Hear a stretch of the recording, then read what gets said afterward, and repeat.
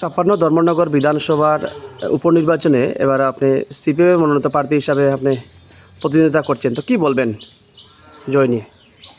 নির্বাচনটা আমাদের কাছে একটা রাজনৈতিক সংগ্রাম, বিশাল সংগ্রাম। গত 8 বছরে ত্রিপুরা রাজ্যে একটি নির্বাচন সুষ্ঠু, অবাধ এবং শান্তিপূর্ণভাবে সংগঠিত হয়নি। এ রাজ্যে সংবিধান পদদলিত, গণতন্ত্র আক্রান্ত, আইনের শাসন নেই। বিরোধী রাজনৈতিক দলের অফিস ভাঙচুর হয়েছে, বিরোধী রাজনৈতিক দলগুলোর নেতা কর্মীরা আক্রান্ত হয়েছেন, রক্তাক্ত বিধ্বস্ত হয়েছেন, বাড়িঘর ভাঙচুর হয়েছে, অগ্নিদাহ হয়েছে, ইভেন অপহরণ পর্যন্ত হয়েছে, অপহৃত হয়েছে। এই পরিস্থিতির মধ্যে দাঁড়িয়ে এই নির্বাচনটা পরিবর্তনের একটা সুযোগ এনে দিয়েছে।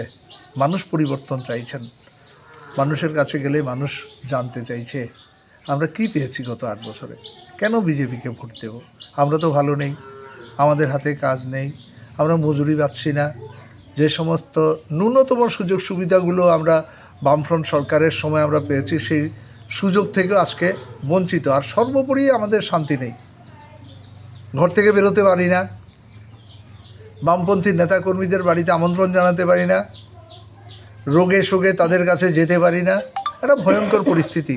এই পরিস্থিতি থেকে মানুষ উত্তরণ চাইছেন, মানুষ বাঁচতে চাইছেন, মানুষের জীবন জীবিকাকে রক্ষা করতে চাইছেন। সেই জন্যই এই নির্বাচনে বিজেপির যে অপশাসন, এই অপশাসনের মৃত্যু ঘণ্টা বাজিয়ে এক নতুন সূর্যোদয়ের জন্য মানুষ অপেক্ষা করছেন। 9ই এপ্রিল ইভিএমে কাস্তে হাতুড়ি তারকা চিহ্নের পাশে বোতাম টিপেই মানুষ ধর্মনগরের বুকে নির্বাচনী যুদ্ধের এক নতুন ইতিহাস তৈরি করবেন। আমরা বিশ্বাস করি, গণদেবতাদের প্রতি আমাদের বিশ্বাস রয়েছে। আমরা দেখতে পাচ্ছি আজকে আপনি ধর্মনগর বিধানসভার ভাগ্যপুর আলমবাজার এলাকায় আপনি বুট প্রচারে বের হয়েছেন বাড়ি বাড়িতে, তো মানুষের সাড়া কেমন পাচ্ছেন? দারুণ। মানুষের যদি সাড়া না পেতাম, গত 10 তারিখ থেকে বাড়ি বাড়ি যাচ্ছি, মানে নির্বাচনী প্রার্থী মনোনীত হবার পরে। তার আগেও আমরা গেছি, মানুষের সাথে আমরা সংযোগটাকে আরও সুদৃঢ় করবার চেষ্টা করছি, কারণ জনগণই তো সর্বশক্তিমান। সেদিক থেকে যদি মানুষের সাড়া না পেতাম, তাহলে ভয় ভীতি উপেক্ষা করে, আক্রমণ উপেক্ষা করে, রক্তাক্ত বিধ্বস্ত সেই স্মৃতিকে বহন করে মানুষের কাছে যেতাম না। মানুষ বুকে জড়িয়ে ধরছেন, মানুষ জানতে চাইছেন আপনি এখনও বেঁচে আছেন।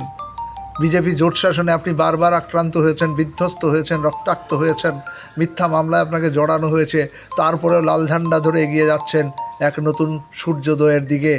মানুষের আশীর্বাদ পাচ্ছি, ভালোবাসা পাচ্ছি, স্নেহ পাচ্ছি, শুভেচ্ছা পাচ্ছি। কেউ কেউ জানতে চাইছেন আপনি কি করবেন, রাজ্যে তো বিজেপি জোট সরকার, আপনি জয়ী হয়ে কি করবেন? নিশ্চিতভাবে যে লড়াই করছি মাঠে ময়দানে প্রতিদিন, সে লড়াই বিধানসভার ভেতরে করব, মানুষের জন্য, বেকার যুবকদের জন্য।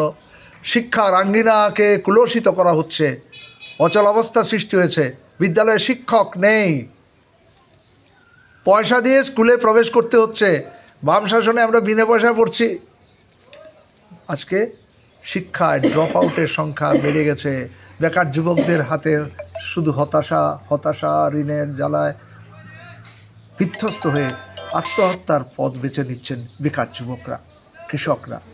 আচ্ছা, যদি ধর্মনগর এলাকার মানুষ আপনার উপরে আশীর্বাদ করে যদি এখান থেকে জয়লাভ করতে পারেন, তাহলে ধর্মনগরবাসীর উদ্দেশ্যে আপনি কী বার্তা দিতে চাইবেন?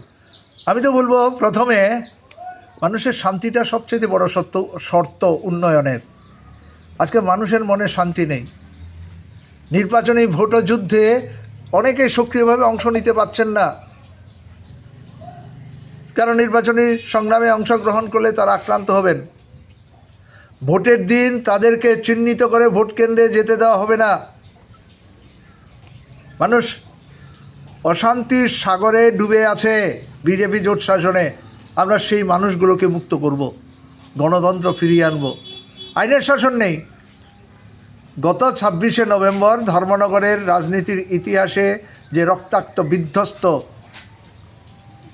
যে ঘটনার ইতিহাস তৈরি করেছে এই বিজেপি দুর্বৃত্তরা, শাসক দলের দুর্বৃত্তরা, আজ পর্যন্ত একজন আসামিকেও তারা গ্রেপ্তার করেনি। কোথায় আইনের শাসন? আইনের শাসন প্রতিষ্ঠা করব।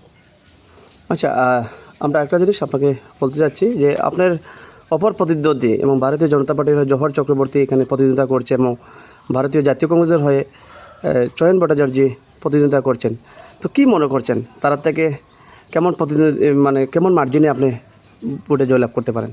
প্রথমত প্রার্থীদের সম্পর্কে আমার কোনো বক্তব্য নেই। আমাদের মূল লড়াই হচ্ছে বিজেপির বিরুদ্ধে, বিজেপির অপশাসনের বিরুদ্ধে, বিজেপির ধর্মান্ধতার বিরুদ্ধে, জাতপাতের যে রাজনীতি, বিভাজনের রাজনীতি, তার বিরুদ্ধে, এবং কর্পোরেট তোষণের যে নীতি, শ্রমিক কৃষকের স্বার্থ বিরোধী যে নীতি, তার বিরুদ্ধে আমাদের লড়াই। এই লড়াই আমরা জয়ী হবে নিশ্চিত। ধন্যবাদ। আপনাকেও ধন্যবাদ।